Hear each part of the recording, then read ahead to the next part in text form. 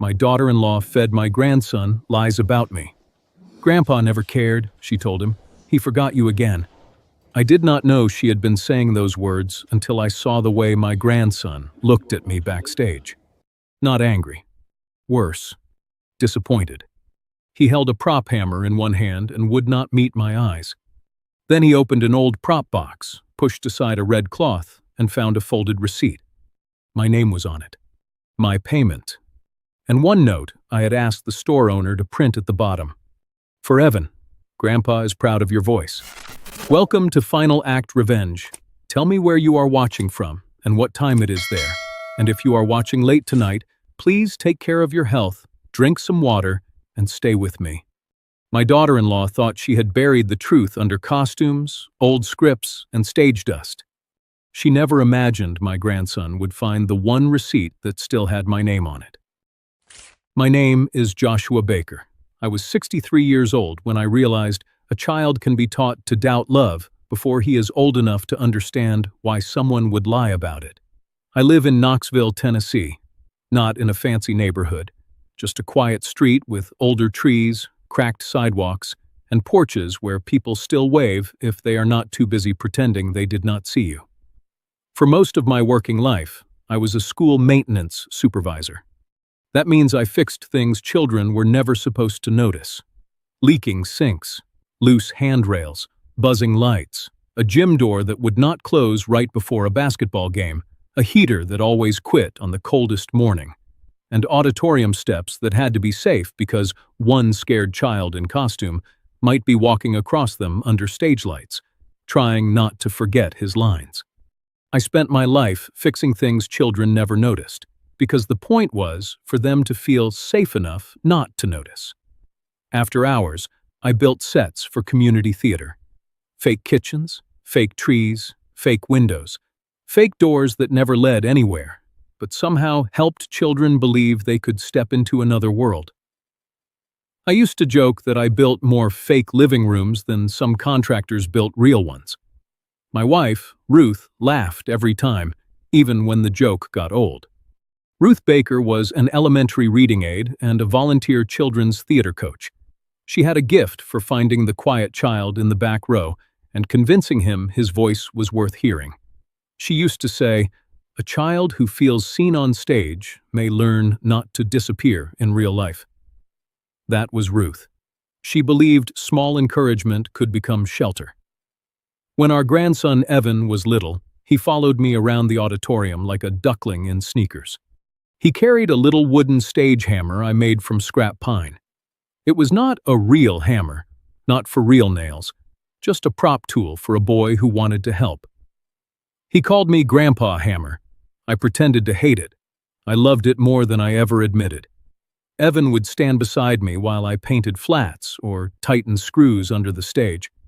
He asked serious questions about fake walls, trapdoors, stage lights, and why actors whispered loudly enough for the back row to hear. One afternoon, he looked at a painted cardboard window and said, "Grandpa, it's not real." I told him, "No, but it has to be honest about where it belongs." He nodded like I had said something wise. Maybe I had. Ruth used to say every school theater needed a shelf for the kid whose parents could not afford to say yes. A place with old scripts, used stage shoes, brushes, tape, costume pieces, and a few small tools. Nothing expensive. Just enough so a child would not quit because money stood in the doorway. After Ruth passed, that idea stayed with me. So did Evan. He became the reason I kept showing up at Willow Creek Middle School even after retirement. If the drama teacher needed a door fixed, I went. If the prop box needed sorting, I went. If a kid needed scrap wood for a pretend fence, I found some. And if Evan needed something, I tried to make sure he had it. Quietly. That was how men like me loved. We did not post much. We did not make speeches. We showed up with screws, duct tape, and a receipt folded in a pocket. But life got expensive in 2026. Even simple things started costing more than they should. Shoes, school supplies, camp fees, used laptops, gas for pickup and drop-off. The little extra costs that do not look big on paper until a family is already tired. I knew my son Grant worked hard as an HVAC service manager. I knew long days left him worn down. I knew my daughter-in-law Brielle was busy with PTA fundraisers and her online resale shop. So I helped. I did not think that made me special. I thought that made me a grandfather. Then, little by little, Evan stopped calling. At first, I blamed age. 13 is a strange doorway. Boys start changing their voices, hiding their feelings, and pretending they do not miss people they still need. I told myself he was growing up. I told myself theater friends, school pressure, and family schedules had simply crowded me out. When my calls went unanswered, I waited. When birthday thank yous never came, I smiled and said, "Kids forget." When school events passed without anyone telling me, I assumed tickets were limited. I did not want to be the old man demanding attention. That was the mistake Brielle counted on. I thought my grandson was simply growing up and needing me less. I did not know someone had been teaching him that needing me would only lead to disappointment. The first lie Brielle told was small. That is why I missed it. Big lies make noise. They knock things over. They leave people staring at each other across a room, wondering who is brave enough to say what everyone already knows. Small lies are different. They sit down quietly beside the truth and pretend to be helping. It started with a phone call. I had found a used script binder at Oak Hollow Books and Stage Supply, the kind with clear sleeves inside and a zipper that still worked if you treated it kindly. Evan had been carrying loose pages in his backpack, folded and bent, and I knew that bothered him more than he admitted. So I called Brielle. "Would Evan like this?" I asked. "I can drop it by after school." There was a pause, not long, just enough for me to hear the door close in her voice. "He's overwhelmed right now," she said. "Maybe give him space." Space. That word sounds healthy until the wrong person uses it like a fence. I said, "Sure, I don't want to crowd him." "That's probably best," she answered. "He needs consistency." Consistency. Another good word. Another small fence. A week later, I saw Evan with that binder in the hallway outside the auditorium. Same zipper, same little scratch on the corner. I smiled before I could stop myself. "Looks like you got yourself organized," I said. He held it against his chest. "Mom found it. She said you didn't want to deal with theater stuff." For a second, I thought I had misheard him. The hallway was noisy, lockers closing, kids laughing, a teacher calling someone's name. But Evan's face was clear. He believed it. I could have corrected him right there. I could have said, "No, son, I bought that for you." But there are moments when the truth feels too heavy to put into a child's hands without warning. So I only said, "Well, it suits you." He shrugged and walked away. That shrug stayed with me longer than it should have. After that, the little things kept happening. I mailed a birthday card with a $25 gift card inside. Evan never mentioned it. I asked Grant if it arrived. He said, "I'll check with Brielle." He never did, or maybe he did and did not want the answer. Grant is my son, and I love him. But love does not make a man brave. He worked long hours as an HVAC service manager, came home tired, and treated conflict like a hot pipe he did not want to touch without gloves. Brielle knew that. She knew he would choose peace in the house over truth in the family. She was good at looking reasonable. That was the dangerous part. Brielle Baker could stand in a school lobby with a clipboard in one hand and a tired smile on her face, and people would believe she had carried the whole world alone. PTA fundraisers, costume drives, online resale boxes stacked in her SUV, posts about supporting kids, posts about boundaries, posts about protecting emotional health. All good words, all useful words. But good words can still hide ugly work. The first time I heard her say something sharp in public, it was at a costume sorting afternoon. I had come by to fix a loose hinge on the prop cabinet. I was under the stage with a screwdriver when I heard Brielle talking to Kelsey Rowe, one of those PTA mothers who repeated concern with the excitement of gossip. Kelsey said, "Evan's lucky you handle all this." Brielle sighed. "I just don't want him disappointed again. Some people love promising things more than showing up." Kelsey clicked her tongue. "Family can be like that." I stayed under that stage until my knees hurt. Not because I was afraid of Brielle, because Evan was 10 feet away, sorting costume hats, and I refused to turn his rehearsal into a courtroom. That was how Brielle won the early rounds. She understood I would not fight dirty in front of a child. She also understood that silence looks a lot like guilt when someone else is narrating it. A month later, Evan needed used stage shoes for theater camp. Money was tight for everyone. Gas was high. Groceries were high. Even school activities seemed to come with a bill hidden behind every permission slip. I bought the shoes from Oak Hollow and paid for the deposit while I was there. Marcy Lane, the owner, asked if I wanted a note printed on the receipt. I said, "Write this, for Evan. Grandpa is proud of your voice." She smiled like that meant something. It did. When I saw those shoes on Evan later, I asked gently, "They fit all right?" He looked confused. "Yeah, Mom found them. She said they were the last pair." There it was again. My love, wearing somebody else's name. I went home that night and sat in the garage with the little wooden stage hammer on my bench. The smart thing would have been to call Grant. The honest thing would have been to ask Brielle directly. But I kept seeing Evan's face in the hallway. Not angry, not cruel, just young enough to believe the adult who spoke first. So I did what older men often do when they are afraid truth will hurt a child. I waited. And waiting gave the lie room to grow. The first lie was small enough to ignore. The second was small enough to forgive. By the time I understood there was a pattern, my grandson had already started looking at me like a stranger. The first time I understood the gifts were changing names.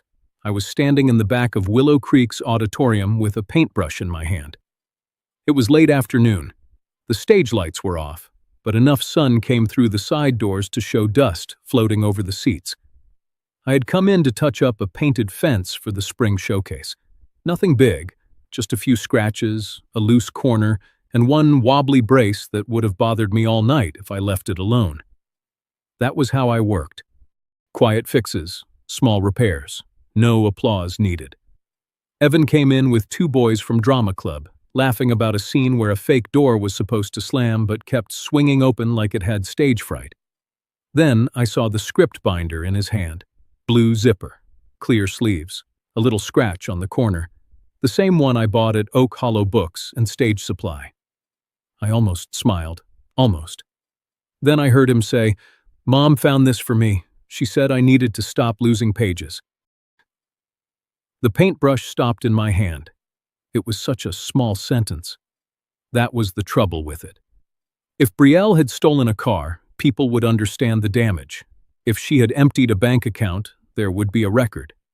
But when someone steals your name from a small act of love, the wound looks too tiny to explain. So I said nothing. I painted the fence, a fake fence. Funny thing about theater props, even fake things can be honest if they stand where they're supposed to. Some adults could learn from that. The second time was the shoes. Evan had been nervous about theater camp because the kids were supposed to wear black stage shoes. Not sneakers, not church shoes. Stage shoes. Brielle had mentioned the cost out loud at a family dinner, with that tired little sigh she used when she wanted people to know she was carrying too much. "I'll figure it out," she said. "I always do." I did not want to embarrass her. So the next morning, I drove to Oak Hollow and asked Marcy Lane if she had a used pair in Evan's size. She did. $26. I paid for them with cash and bought a few extra rolls of gaffer tape while I was there. 2 weeks later, Evan wore those shoes on stage. I waited until rehearsal ended and asked, "They fit all right?" He looked down at them. Yeah, Mom got lucky. Last pair. Mom got lucky. I nodded like an old fool. Because what do you say to a 13-year-old? No, son, your mother lied. No, son, she put her name over mine like tape over a label. I could not do it. Not there. Not with kids packing up costumes and Lorna Hayes calling out reminders from the stage. So I only said, Good, they look right on you. He shrugged. Thanks, Mr. Baker. Mr. Baker. Not Grandpa. Not Grandpa Hammer. I went home that evening and sat in my garage longer than I should have. The little wooden stage hammer lay on my workbench, scratched from years of pretend repairs. Ruth used to say love becomes real to children when adults show up without making the child manage their feelings. I had believed that. Brielle had turned it against me. After that, I started looking closer. The refurbished laptop I helped pay for showed up in Evan's backpack, and Grant told me, Brielle really stretched to make that happen. The dental copay I covered after Evan cracked a tooth on a popcorn kernel became, according to Brielle, another thing I had to handle by myself. The set paint I dropped off at the auditorium appeared in a PTA post with Kelsey Rowe commenting, Brielle, you always come through for these kids. And under that, Brielle replied, just doing what moms do. I stared at that post for a long time, not because I needed a thank you, because she was not just taking credit. She was building a story, a mother alone, a grandfather absent, a child slowly trained to believe disappointment had my face. I began keeping the receipts. Oak Hollow, dental office, laptop repair shop, theater camp confirmation, paint supplies, birthday card tracking. I tucked them into a gray folder in my desk, not because I wanted to use them, but because I was starting to fear the day someone would ask me to prove I had loved my own grandson. That thought made me feel ashamed. An old man should not need proof of love, but here I was, saving receipts like evidence. The worst one was the theater camp receipt. Marcy had printed the note exactly as I asked. For Evan, Grandpa is proud of your voice. I remember reading it in the parking lot and feeling foolishly happy. Proud, even. Not of the money, of him. That boy had a voice that shook at first, then found itself halfway through a line. Ruth would have loved that. But when the receipt never came up, when Evan never said anything, when Brielle acted like camp had nearly broken her budget, I understood the note had not reached him. The money had. The love had not. That was when the gifts stopped feeling missing. They had arrived. My name had not. By the time I saw my grandson thanking someone else for the things I had sent with love, I understood the gifts were not missing. My name was, and Brielle had started teaching the whole school to call that absence proof. The fundraiser was held in the school cafeteria, not the auditorium. The auditorium was too crowded with half-painted flats, costume racks, and folding chairs that always wobbled, no matter how many times I tightened the bolts. So they used the cafeteria, long tables, paper signs, a donation jar by the cupcakes, a little booth where parents sold used books, costume pieces, and things children had outgrown before anyone was ready to admit it. I came through the side door carrying a box of screws, paintbrushes, gaffer tape, and scrap wood I had sanded smooth in my garage. Nothing fancy. Just things the theater kids could use. Ruth used to say every school theater needed a shelf for the kid whose parents could not afford to say yes. I had been thinking about starting one in her name. A quiet little supply shelf. Scripts, shoes, brushes, tape, maybe a few small tools. The kind of things that make a child feel included without making them explain why money is tight at home. That was why I came. Not to argue, not to prove anything. Just to help. Then I saw Brielle near the donation table. She had a clipboard against her chest and that tired, brave smile people praised her for. The one that said she was carrying more than anyone knew. The one that made other parents lean in and say things like, I don't know how you do it. Kelsey Rowe stood beside her. Kelsey was one of those women who could turn concern into a knife and still call it kindness. I was setting my box down near the hallway when I heard her. Brielle had to pay for Evan's camp herself, Kelsey said to two other parents. Some grandparents like making promises more than keeping them. My hand froze on the box. Brielle did not correct her. That was the part I watched. She did not say, "No, Joshua helped." She did not say, "That isn't fair." She only looked down, gave a tired little sigh, and touched the edge of her clipboard like she was too dignified to complain.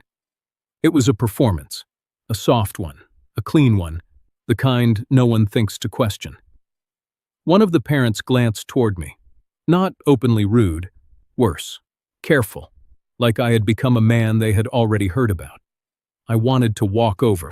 I wanted to put every receipt on that cafeteria table and say, "Here, read before you repeat."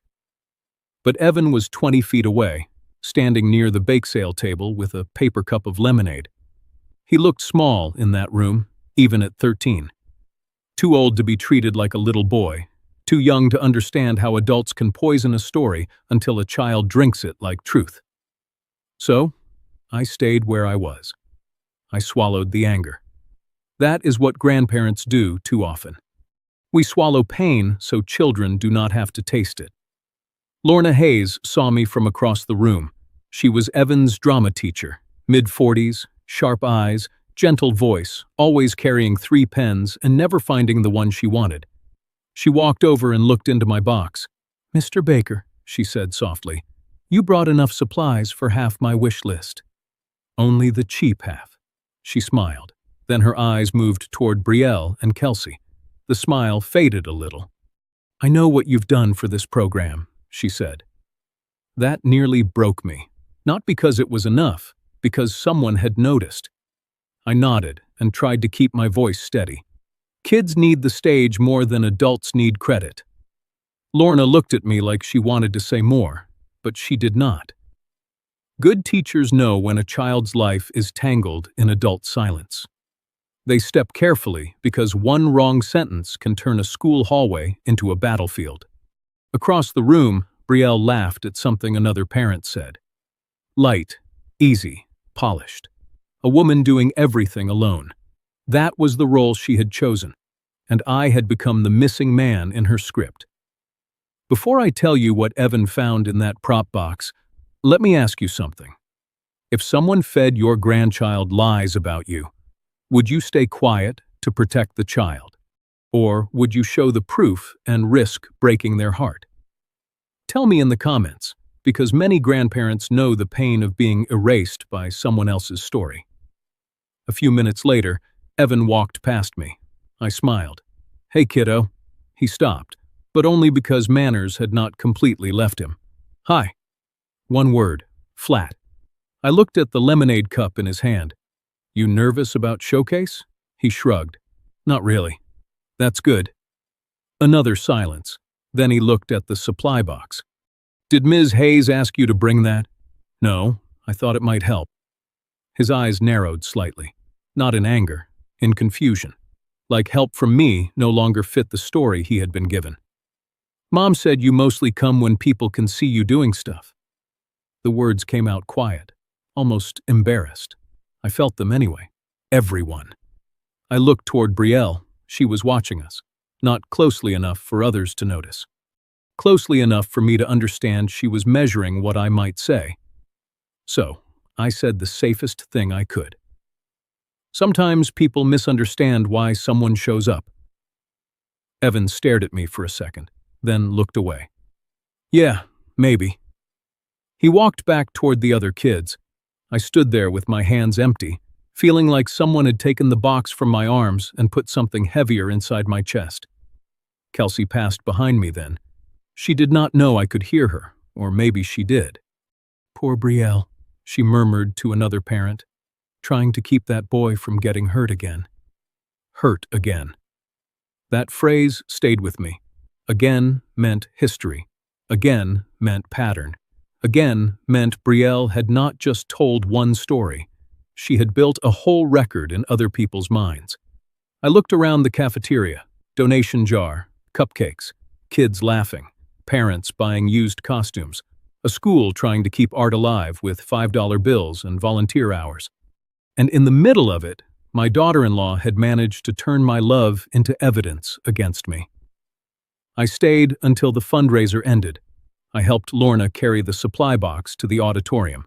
I checked the loose hinge on the prop cabinet. I tightened 2 screws on a platform step. I stacked the paintbrushes near the sink. Quiet work. That was all I knew how to do. Before I left, Lorna stopped me near the stage door. "Mr. Baker," she said, "if you ever need someone to confirm what you've given this program, I can."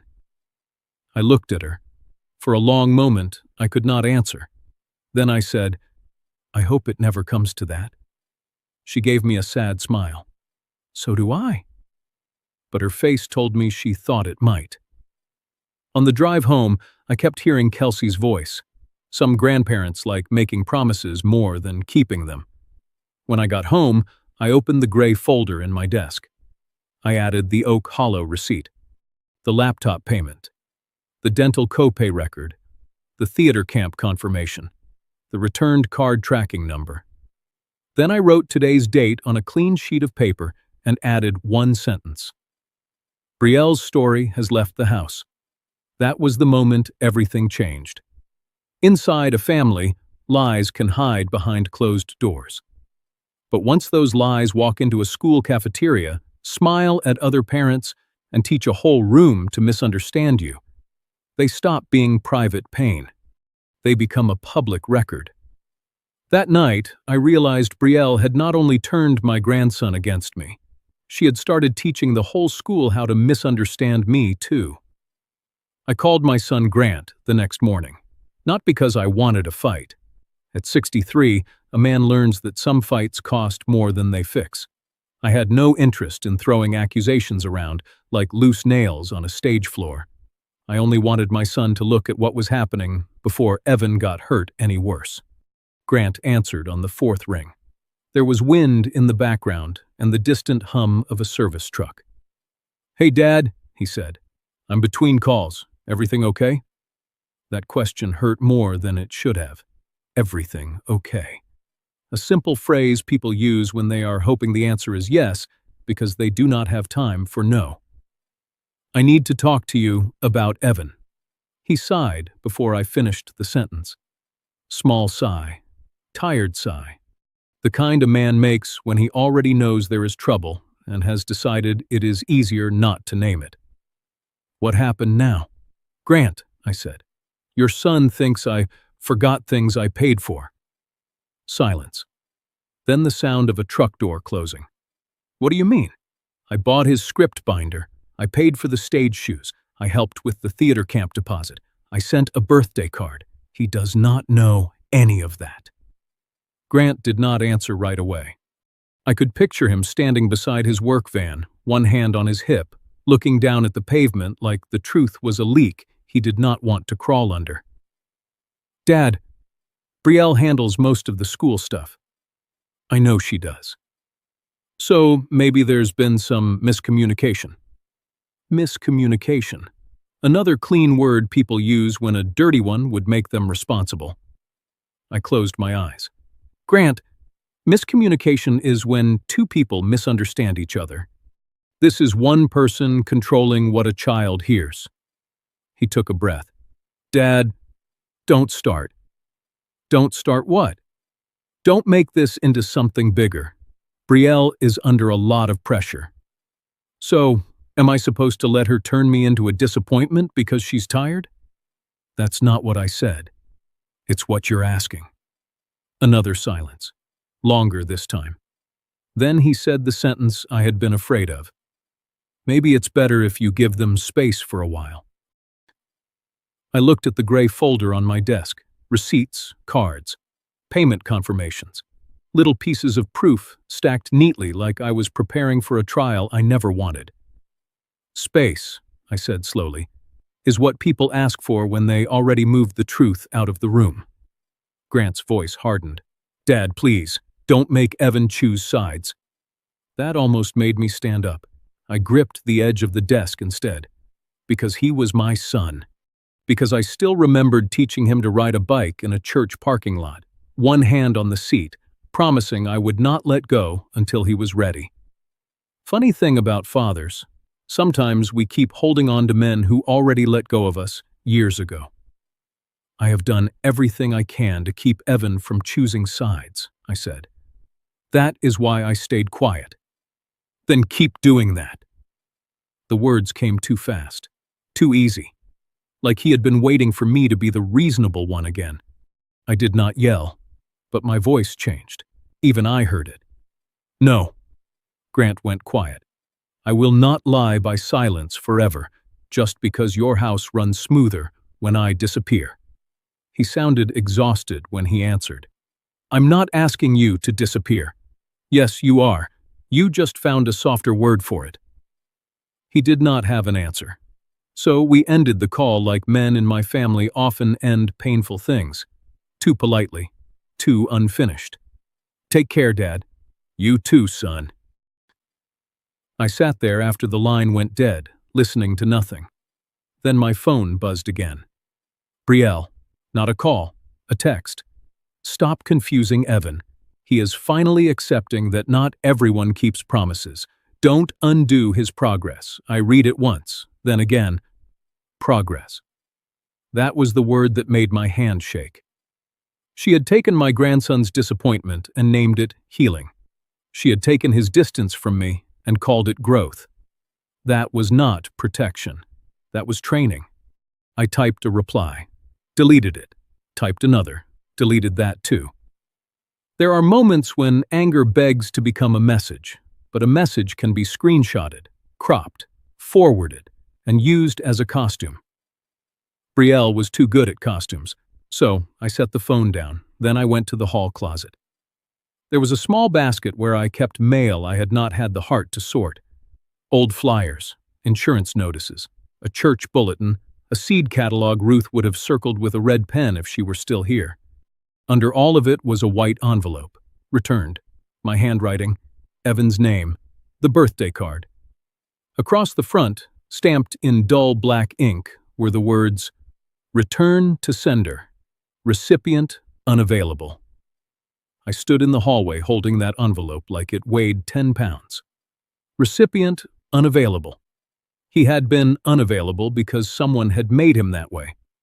I remembered choosing that card.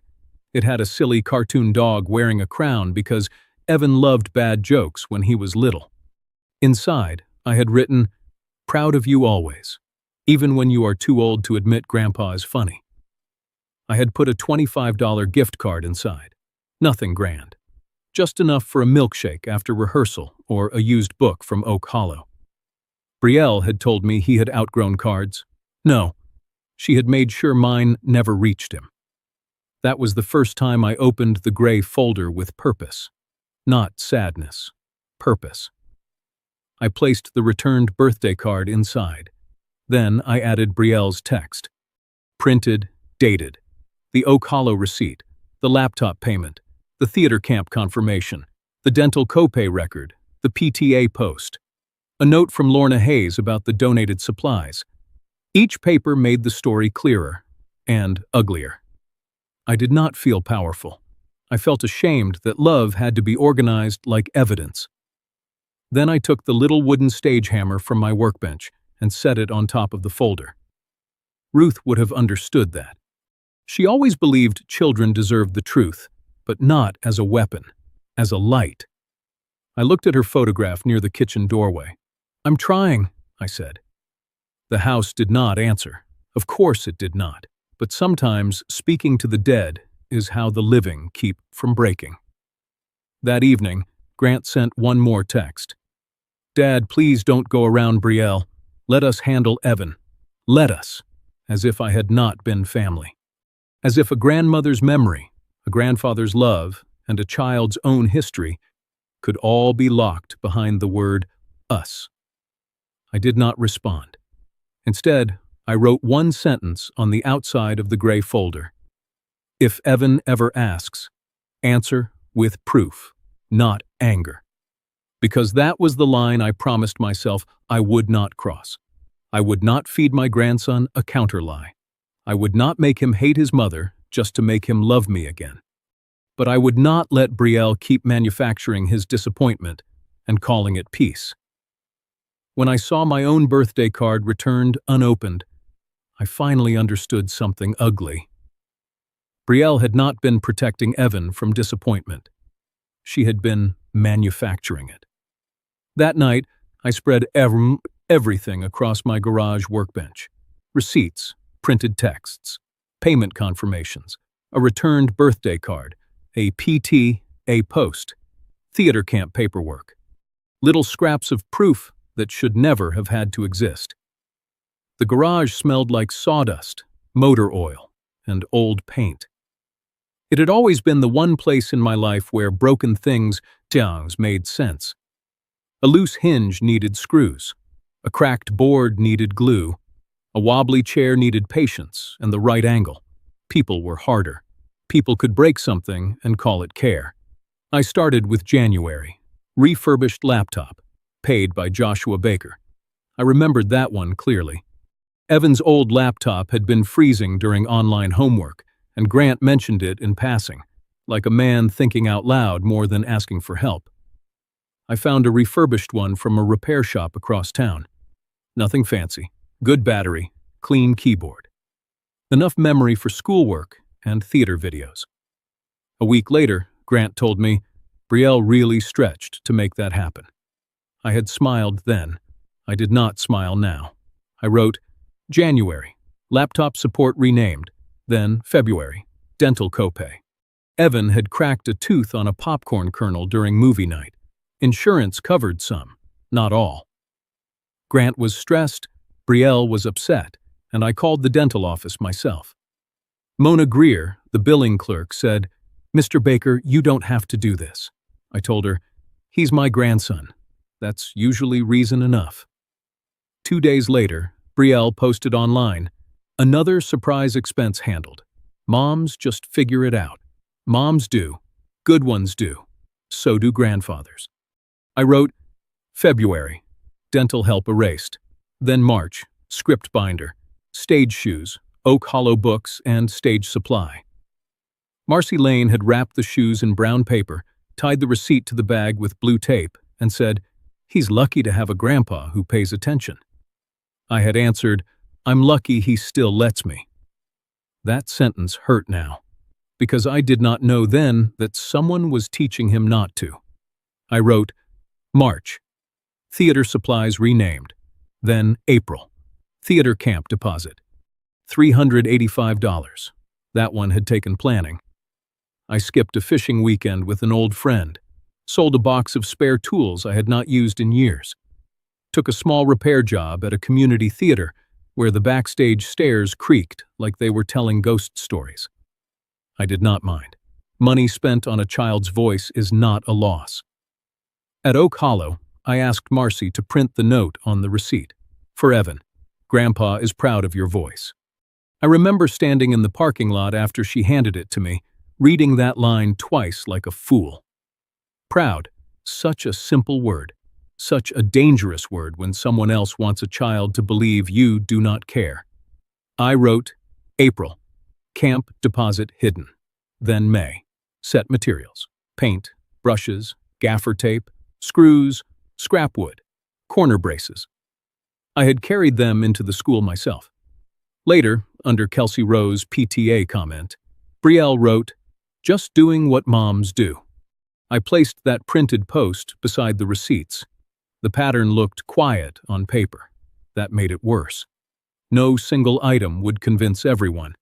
A laptop here, a copay there, shoes, binder, camp, paint, cards, calls. One by one, they could be explained away. Together, they told the truth. Brielle had not stolen money. She had stolen the name attached to love. I sat down on the old stool near the workbench. The wooden stage hammer was beside my elbow. Evan had drawn a crooked star on it with marker years ago. Ruth told him every real tool needed a signature. He wrote his initials too big and mine too small. I ran my thumb over that faded marker. For a second, I was back in the auditorium with him at 7 years old, watching him pretend to fix a fake wall. "Grandpa, did I do it right?" "You did it safe," I told him. "That matters more." He grinned like I had handed him the moon. I missed that boy so badly my chest hurt. Then I opened the folder again. There was one paper I had not wanted to read too closely. A PTA email. Subject line, Spring Theater Support Summary. Brielle had sent it to a small committee group. Kelsey Rowe had forwarded part of it around later, probably thinking she was helping Brielle look noble. In the middle of the email, Brielle wrote, "I had to cover Evan's theater costs myself after promised family help fell through, but we are making it work." Promised family help fell through. There it was. Not silence, not misunderstanding. Not a mother overwhelmed and accidentally forgetting to mention my name. A sentence. Typed. Sent. Shared. She had told people I promised and failed. I felt something hot move through me then. Not sadness, not confusion. Anger. Real anger. The kind that makes an old man stand up too fast and feel his knees object. I picked up my phone and nearly called Brielle. My thumb hovered over her name. I wanted to ask her how many times a person had to lie before she stopped calling it protection. I wanted to ask if Evan cried when she told him I forgot again. I wanted to ask whether she ever looked at that boy's face and remembered she was hurting him too. But I did not call, because a call would become her evidence. She would say I was attacking her, pressuring her, creating drama, confusing Evan. No. I put the phone down. Then I called Lorna Hayes. She answered after 2 rings. "Mr. Baker?" Her voice had that teacher's alertness, the sound of a woman always prepared for a parent, a broken prop, or a student crying in the hallway.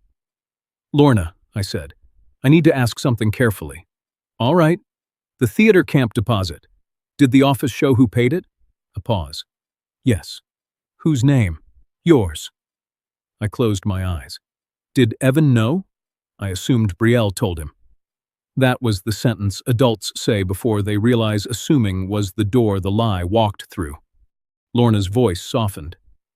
"Mr. Baker, is Evan under the impression she paid it?"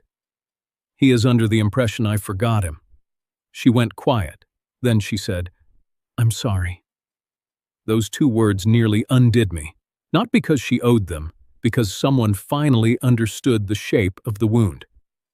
I asked one more question. Was a receipt copy placed with the camp paperwork? Yes, I believe there was one in the supply envelope. I sent the original home through Brielle, but a copy stayed in the theater folder for records. Do you know where it is now? It should be in the prop room file box, unless someone moved it. The prop room. I looked at the wooden hammer. The whole story had begun in that room, years ago, when Evan first learned that fake doors could still teach real courage. "Thank you, Lorna." "Mr. Baker," she said, "if this comes out, please be careful with Evan." "I know. I mean it. Children can handle truth, but they should not be made to carry adult revenge." "I agree." And I did. That was the line. The only one I still trusted. After we hung up, I added Lorna's confirmation to the folder. Then I wrote a timeline on a yellow legal pad. January, laptop. February, dental copay. March, binder and shoes. April, camp deposit. May, supplies and PTA narrative.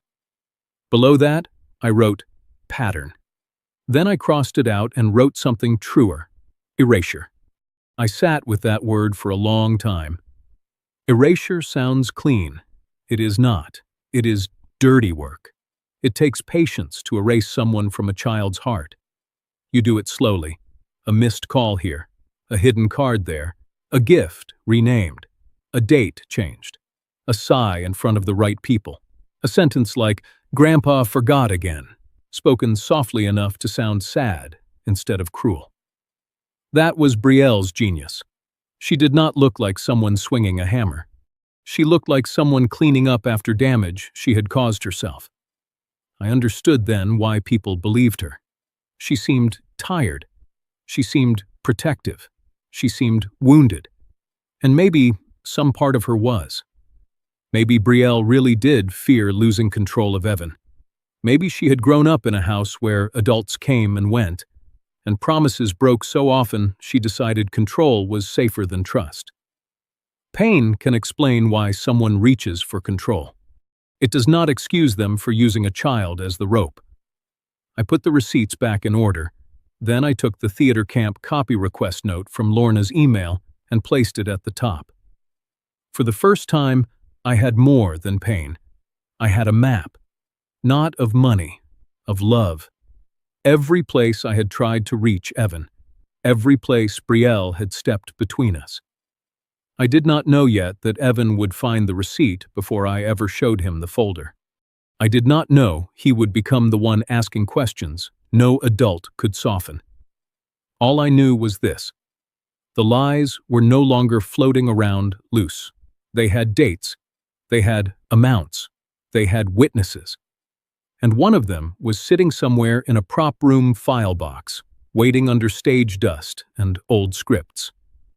By the time I finished the timeline, I was no longer looking at missed calls, lost cards, or mixed-up dates. I was looking at a map of every place Brielle had erased my name from love. The next afternoon, Lorna Hayes called me about a stuck door. Not a real door, a stage door. One of those painted plywood doors that looks solid from the audience but weighs less than a grocery bag if you lift it right. It was part of Evan's showcase set, and it kept catching on the frame every time one of the kids tried to enter. Lorna said, "I hate to bother you." I told her, "A stuck door is not a bother, it is a personal insult." She laughed softly. I needed that laugh. So I drove to Willow Creek Middle School with my toolbox on the passenger seat and the little wooden stage hammer tucked beside it. I told myself I would fix the door and leave before Evan saw me. That sounds cowardly. Maybe it was, but by then I had learned that my presence could make things harder for him. Brielle had wrapped my name in so many disappointments that even a simple hello from me seemed to put confusion on his face. The auditorium was quiet when I arrived. Quiet, but not empty. A few kids were backstage. Someone was testing lights from the booth. The stage smelled like dust, paint, old curtains, and the faint sweet smell of cafeteria cookies drifting in from somewhere down the hall. I had always loved that smell. School buildings have their own weather. You learn it after enough years fixing them. The hallway lights buzz. The floors shine in patches. The gym carries echoes like it is saving them for later. And the auditorium always feels like a secret room where shy kids become brave for 2 minutes at a time.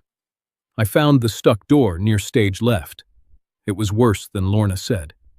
The hinge was slightly off. The frame had swollen a little. The bottom edge scraped whenever it swung open, making a sound like the set itself was complaining. I knelt with my screwdriver and got to work.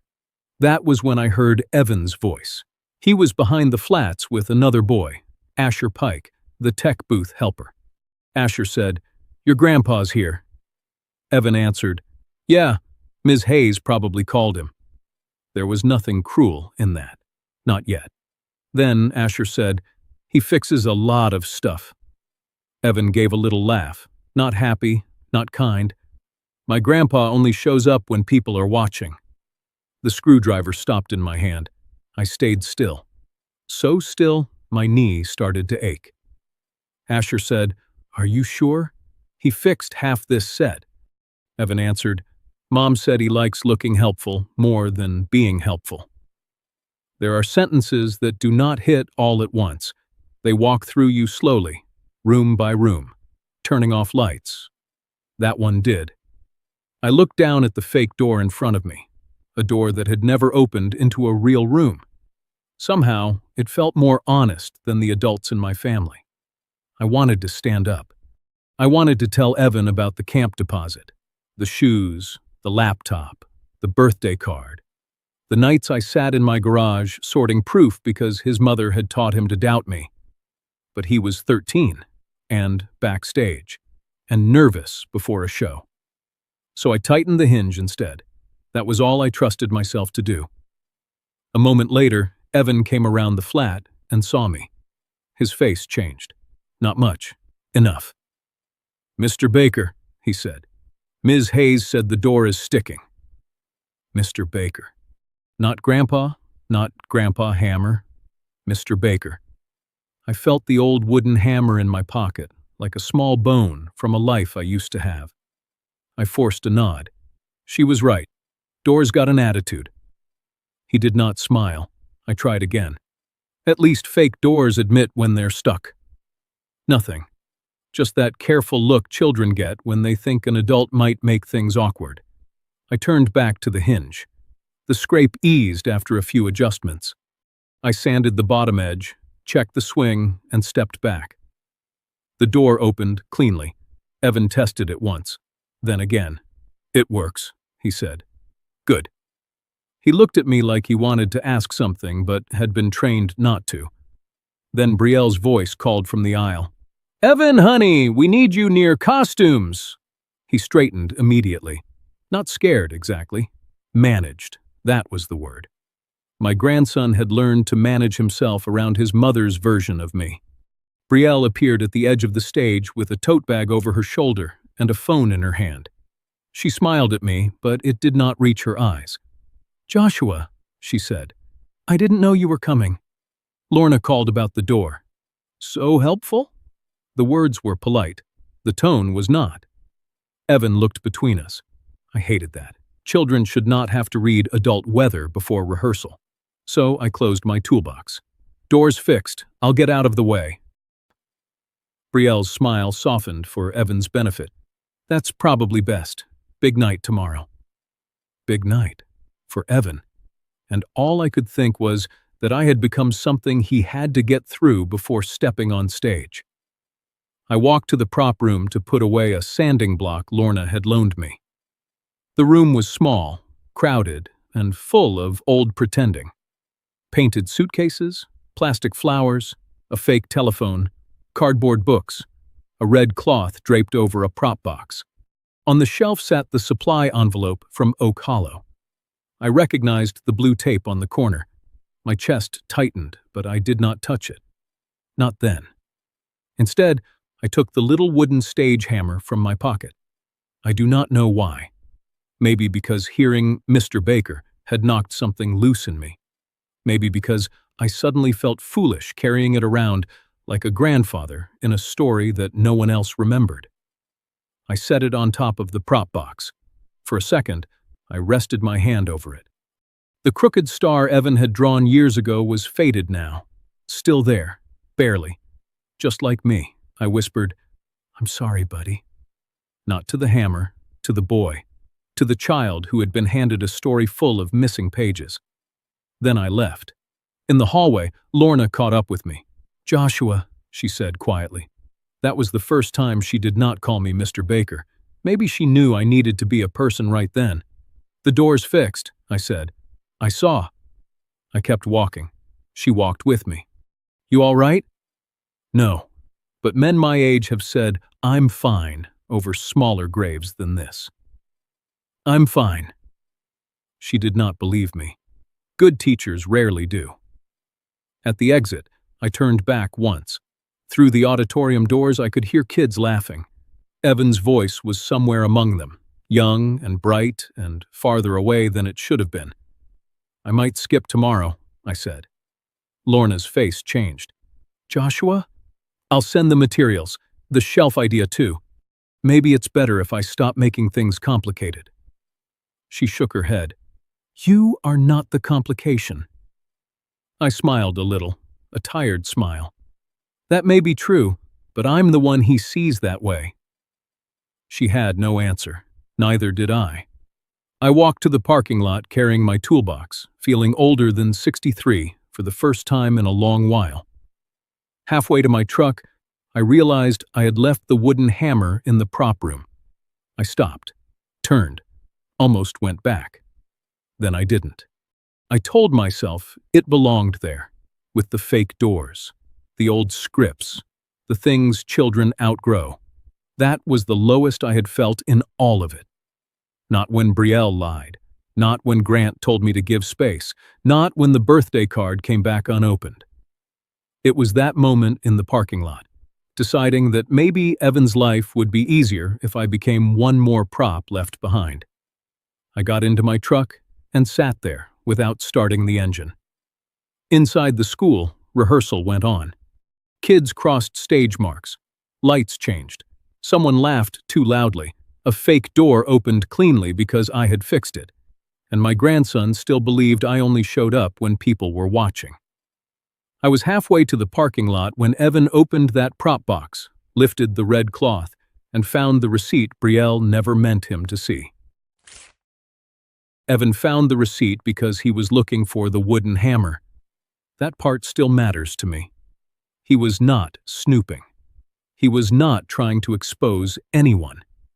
He was 13 years old, nervous before a showcase, looking for a prop tool his grandfather had left behind by accident. Sometimes truth does not arrive because someone planned revenge. Sometimes it waits quietly under a red cloth until the right hands lift it. Lorna told me later what happened. Evan came into the prop room after I left. The stage door was fixed, the kids were resetting for another run, and Asher Pike had reminded him that the old hammer was probably in the prop box. Evan opened it. Plastic flowers, a painted book, a fake telephone, 2 folded scarves, then the wooden hammer, and underneath it, a folded receipt. He almost ignored it. Kids do not usually care about receipts. To them, paper is either homework or trash. But his name was handwritten on the outside. Evan. He opened it. Oak, Hollow Books, and Stage Supply. Youth Theater Camp Deposit, $385. Script binder, $18.50. Used stage shoes, $26. Paid by Joshua Baker. Then the note printed at the bottom. For Evan. Grandpa is proud of your voice. Lorna said he stood there a long time. Too long for a boy just finding a piece of paper. When he came out, his face had changed. Not angry, not yet.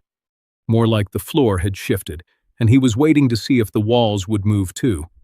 He walked to Lorna with the receipt in his hand. "Ms. Hayes," he asked, "did Grandpa pay for my camp?" Lorna looked at the receipt. Then she looked at Evan. That was not an easy moment for her. Teachers are not supposed to step into family wounds unless the child is already standing inside one. She chose her words carefully. "Your grandfather helped make sure you had a place there." Evan's hand tightened around the paper. "But Mom said he forgot. She said she had to cover it." Lorna took a breath. "I can't speak for what was said at home, but I know your grandfather cared about you being there." He looked down at his shoes. The same shoes. The ones I bought used because new ones were too expensive, and because Evan's feet kept growing like he had a private deal with time. "Did he buy these too?" Lorna's eyes softened. "I believe those came from Oak Hollow." Evan whispered. "Mom said she found them." "She may have picked them up," Lorna said gently, "but that receipt has your grandfather's name on it." That was how truth entered the room, not as an accusation, as a mismatch. Children notice mismatches. A bedtime story changes. A date does not line up. A gift has the wrong name attached. A grown-up looks away too fast. Evan folded the receipt once, then unfolded it again. "Did he know about my audition?" Lorna went very still. That question had been waiting in him longer than the receipt. "Yes," she said. His eyes lifted. "He did?" He stood in the back by the exit. Evan stared at her. "But Mom said he didn't come." "He came," Lorna said quietly. "He told me he didn't want to make you nervous. He said some kids do better when love stays in the back row." That one broke him a little. Lorna said he sat down on the edge of a prop crate and stared at the floor. Not crying yet, trying not to. 13-year-old boys can be very brave about the wrong things. They can hold pain like it is a test. Then he said, "Why would she say that?" Lorna did not answer too quickly. Good woman, good teacher. Finally she said, That is a question your mother needs to answer." But Evan was not finished. He asked if he could call Oak Hollow. Lorna hesitated. Then she said she would call with him present, on speaker, so nothing felt secret. Marcy Lane answered from the store. "Oak Hollow Books and Stage Supply." Lorna introduced herself and explained there was a student asking about an old receipt. Marcy remembered immediately. "Oh, for the theater camp? Joshua Baker?" "Yes, sweet man. Paid in cash and asked me 3 times if the note would print clearly." Evan leaned closer. "What note?" Marcy's voice softened when she realized he was listening. "The one that said your grandpa was proud of your voice, honey." Evan closed his eyes. "Lorna told me that part later, and I had to sit down." Marcy continued, "He stood right at my counter and said, 'Please don't let him think I missed this.' I thought that was a beautiful thing." Evan did not speak. Marcy added, "He counted the bills carefully. I remember because he joked that stage dreams were getting expensive." That sounded like me, a bad joke wrapped around a feeling too tender to show plainly. After the call, Evan asked to see the prop room file box. Lorna did not hand him everything. She was careful. But she let him look at the theater camp folder because his name was on it. There was the copy of the camp confirmation. There was the payment record. There was my name again. Joshua Baker. Paid. Confirmed. Received. 3 words that told a cleaner story than every soft lie Brielle had handed him. Then Asher came in looking for a headset battery and saw Evan sitting with the folder open. "What happened?" Asher asked. Evan said, "I think my mom lied." Lorna stepped in. "Evan, slow down." But once a child has seen one corner of the truth, slowing down does not put the wall back up. Evan went to his backpack. In the side pocket, under a crumpled rehearsal schedule, he found an old envelope. I did not know about that one. A card. Opening night. I had given it to Brielle weeks earlier after she told me Evan was too stressed for visitors. She said she would put it with his things when the timing was better. The envelope had never been opened. Evan stared at his own name written in my handwriting. He opened it carefully. Inside, I had written, "For opening night. Even if I'm in the back row, I'm always there." He read that card twice. Then he folded it and put it behind the receipt. That was when his hurt became something else. Not hatred. Not yet. Questions. A whole row of them, standing up inside him. He asked Lorna if he could call his dad. Grant answered. Lorna stood nearby because she knew this was bigger than a child's private panic now. Evan did not ease into it. "Dad, did Grandpa pay for my theater camp?" Grant went quiet. Evan waited. "Dad?" Grant said. "I think he helped some." "How much is some?" Another silence. Then Grant said, "Evan, where is your mom?" That was the wrong answer. Children hear avoidance better than adults think. Evan looked at the receipt. "Did Grandpa forget my birthday card?" Grant's voice changed. "What card?" "The one in my backpack. It was never opened." Lorna said Grant sounded like a man finally realizing the leak was not in the ceiling anymore. It was in the foundation. "Evan," Grant said, "we'll talk at home." "No," Evan said. One word. Small. Firm. That was the first time my grandson chose not to let the story be moved away from him. "I want to know before the showcase." Grant did not answer. Evan hung up. Lorna did not scold him. She only sat beside him and said, "You do not have to solve this tonight." Evan looked at the receipt. "I'm not solving it," he said. "I'm just finding out if Grandpa is who she said he was." That sentence has stayed with me, because children should not have to investigate love. They should not have to cross-check affection against receipts, teachers, store owners, and unopened cards. But that is what Brielle's lies had done. They had turned my grandson into a detective inside his own family. By the time Evan folded the receipt and slipped it into his pocket, he no longer had one question for his mother. He had a whole stack of them. The showcase began at 7. I almost did not go. That is the truth. I sat in my truck outside Willow Creek Middle School with both hands on the steering wheel, watching families walk through the front doors carrying flowers, phone cameras, and the kind of small excitement school events still know how to create. I had no flowers. I had no card. The card I wrote had already spent weeks unopened in a backpack. All I had was the ache of knowing my grandson might look past me again, like I was just another man who came to fix something and leave. Then I heard Ruth's voice in my memory. Not loud.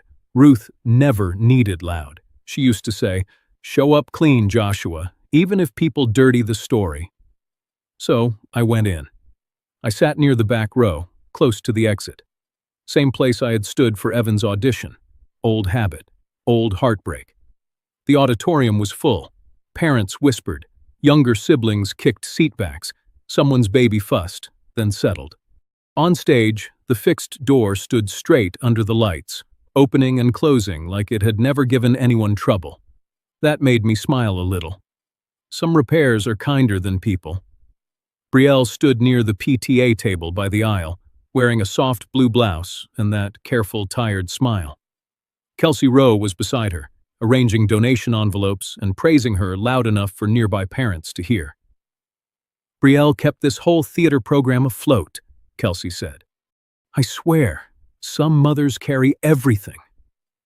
Brielle lowered her eyes. A beautiful little performance. She did not deny it. She never denied praise that belonged partly to someone else. Grant stood near the side wall, arms crossed, looking like a man who wanted the night to pass without anything cracking. But the crack had already opened. He just did not know where. Then the lights dimmed. Evan stepped on stage in the second scene. I forgot to breathe. He was nervous at first. I could see it in his hands. They twitched near his costume pockets like he was trying to hold himself together from the inside. Then he spoke his first line, clear, soft at first, then stronger. His voice filled the auditorium the way Ruth always believed a child's voice could, if someone gave it room. I felt my throat tighten. Beside me, an older woman dabbed at her eyes during a scene that was not even sad. I understood her completely. Sometimes you do not cry because of the play. You cry because a child has become brave in front of you. When the scene ended, the applause was warm and honest. Evan looked toward the audience. For 1 second, his eyes found the back row.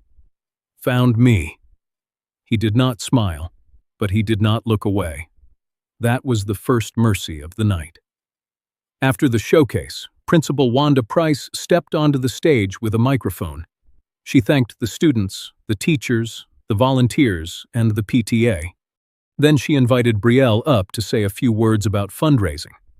I saw Lorna Hayes stiffen near the curtain. I saw Grant look down. I saw Evan standing by the wing with one hand in his pocket. Brielle walked up smiling.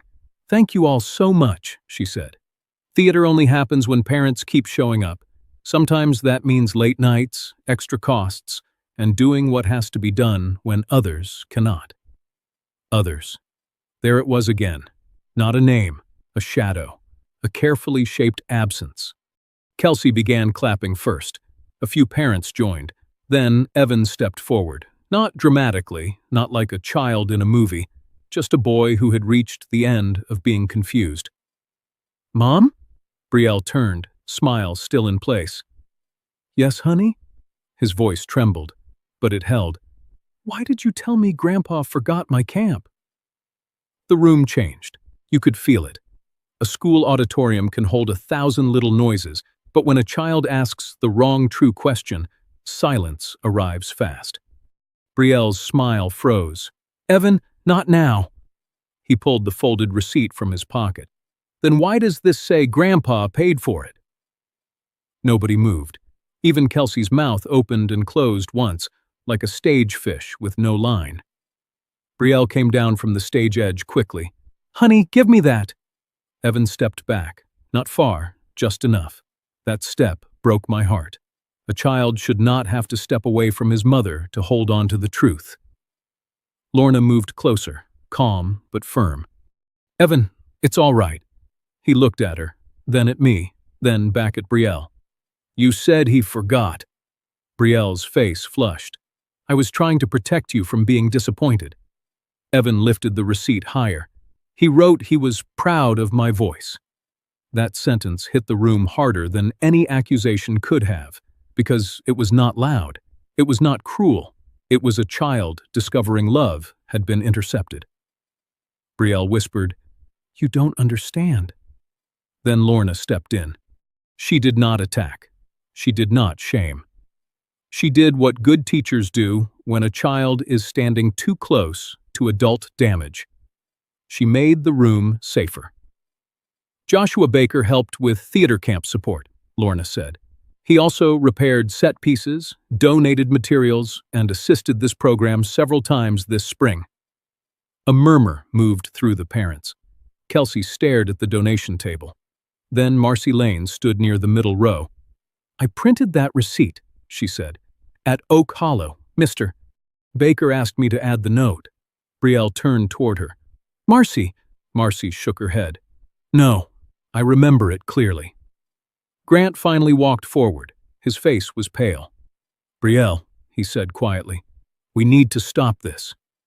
Not enough. Late. But it was the first honest thing he had said in front of everyone. Brielle looked at him like he had betrayed her. Maybe in her mind, he had. That is the danger when someone builds a whole life around controlling the story. Eventually, truth sounds like betrayal. Principal Wanda Price stepped down from the stage. Her voice was professional, but not unkind. "We are not going to turn this into a public argument in front of students," she said. "But from this point forward, all theater donations, camp support, and student supply contributions will be documented through the school office. Sources will be recorded accurately." That mattered, more than people in that room realized, because it meant Brielle could no longer turn support into silence. She could not rename gifts without a record. She could not stand at a PTA table and build herself out of somebody else's hidden kindness. Evan turned toward me. For a moment, I saw the little boy who used to carry a wooden hammer and ask if fake walls needed real screws. His eyes were wet. "Grandpa," he said. One word, not Mr. Baker. "Grandpa." I stood up slowly. I wanted to go to him. Every part of me wanted to cross that aisle and gather him up the way I did when he was small. But he was 13 and hurting. So I did not rush him. I only said, "I'm here."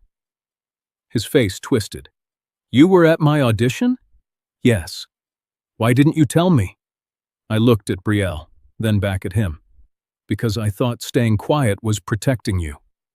He looked down at the receipt. "It didn't." No, it had not.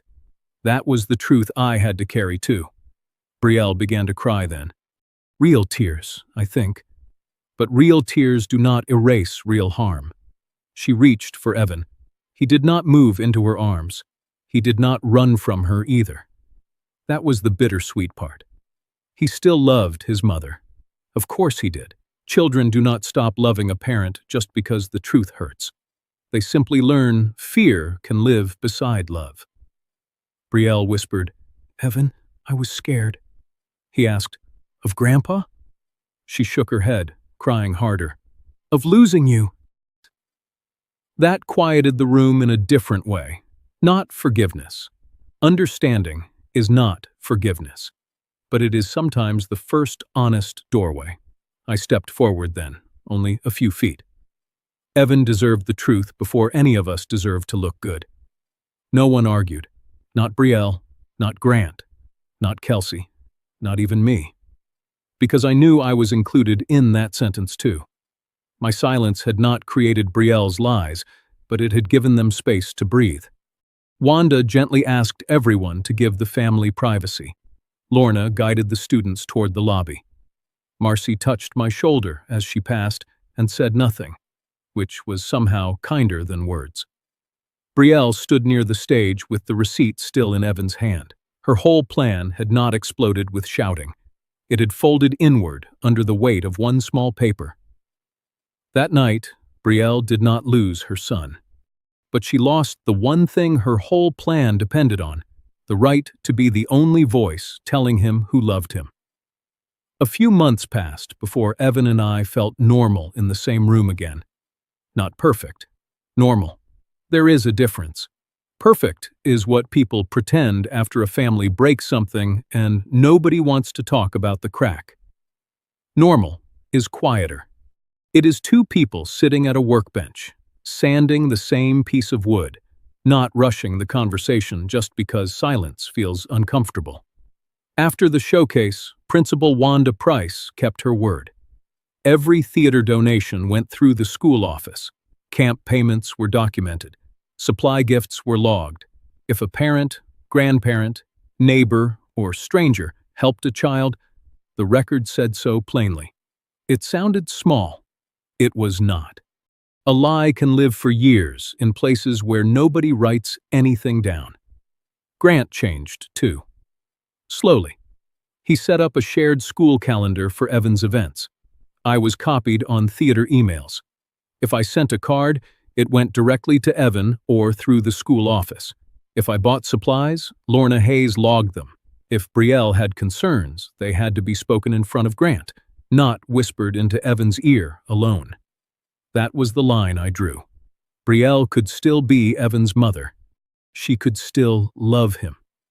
She could still apologize, grow, and do better. But she would never again be the only voice telling him who I was. That right was gone. Not temporarily, permanently. We went to family mediation twice. Brielle cried both times. Some of it was guilt. Some of it was fear. Some of it was embarrassment. I did not try to sort which was which. People are rarely one thing. She finally said, "I thought if Evan loved you too much, I would lose him." I answered, "Love is not something you control by starving a child of the truth." She looked down at her hands. For once, she had no polished sentence ready. Evan sat beside Grant, holding the folded receipt in his script binder. He did not wave it around like a weapon. He only kept it there. Later, he told me why. It reminds me to ask when something doesn't make sense. That hurt. But it also made me proud. No child should need proof that he is loved.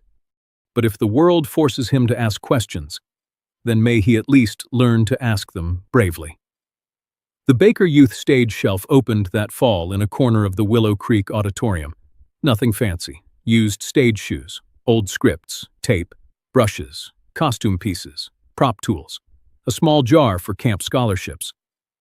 Lorna placed Ruth's picture on the top shelf, right beside the wooden stage hammer Evan had found in the prop box. Under it, Wanda added a small sign, "For every child whose voice deserves a stage." The first afternoon we stocked it, Evan stood beside me and sorted script binders by size. He picked up the wooden hammer and turned it in his hand. "Can I still use this?" I smiled. "Only on stage. If you use it on real furniture, your grandmother will haunt both of us." He laughed. A real laugh. Not full yet, but real. Then he said, quieter, "Grandpa?" I looked at him. "Yes, buddy?" "I'm sorry I believed her." I set down the box of brushes. "You were a child," I said. "Children should not have to investigate adults." He nodded, but I could see the guilt still sitting there. So I added, "And I'm sorry I stayed quiet too long." That surprised him. Maybe adults do not say that enough. Silence did not create Brielle's lies, but silence gave them room. I had thought I was protecting Evan from conflict. In truth, I had left him alone with a story I knew was wrong. That is the lesson I carry now. Silence protects children only when the adults around them are honest. Around liars, silence becomes a hiding place. Brielle and I are civil now. Not close. Maybe we never will be. She still comes to Evan's shows. She still stands near the PTA table. But now, when people ask who donated something, she says the name. Every time. That is not redemption. Not yet. But it is a beginning. And sometimes a beginning is all a family gets after trust has been handled badly. My daughter-in-law fed my grandson lies about me. But in the end, the truth did not come shouting through a courtroom or a family fight. It came folded inside a prop box, waiting for a child brave enough to read it. Thank you for watching and sharing this time with me today. Please tell me in the comments where you are watching from and what time it is there right now. If this story moved you even a little, please consider subscribing to Final Act Revenge. Another story is waiting for you on your screen right now. YouTube believes you may enjoy it, so take care of yourself, drink some water if it is late, and enjoy the next one.